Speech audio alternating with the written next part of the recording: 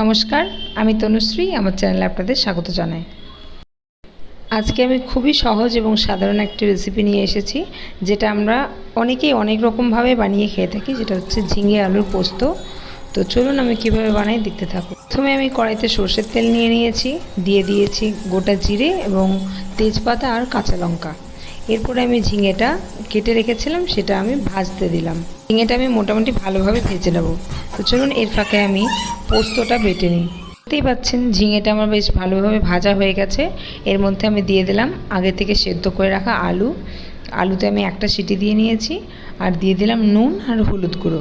অনেকেই ঝিঙে আলু পোস্ততে হলুদ দেন না, তো সেক্ষেত্রে আপনারা স্কিপ করতে পারেন। আমার ভালো লাগে তাই আমি দিয়েছি।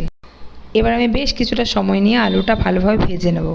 ভেজে নেওয়া হয়ে গেলে আমি এর মধ্যে দিয়ে দেবো অল্প একটুখানি জল দেওয়ার পরে এটাকে বেশ খানিকক্ষণ, মোটামুটি আমি 7-8 মিনিটের মতো ফুটিয়ে নিয়েছি। যেহেতু আমার আলু সেদ্ধ করা ছিল, তাই এর বেশি আমাকে ফোটাতে হয়নি।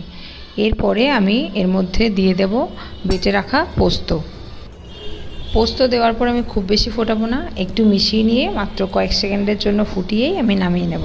কারণ বেশিক্ষণ ফোটালে পোস্তর টেস্টটাই নষ্ট হয়ে যাবে।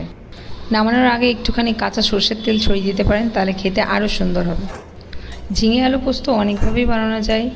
আমার এই রেসিপিটি সবথেকে বেশি ভালো লাগে, তাই আমি এটাই আপনাদের সঙ্গে শেয়ার করলাম। আর এটা সবথেকে কম সময়ে হয়ে যায়, খেতেও দুর্দান্ত লাগে। আমার এই রেসিপিটি কেমন লাগলো অবশ্যই কমেন্টে জানাবেন। যদি ভালো লাগে একটা লাইক, কমেন্ট, শেয়ার করে দেবেন এবং চ্যানেলটিকে সাবস্ক্রাইব করে দেবেন। সবাই খুব ভালো থাকবেন, সুস্থ থাকবেন।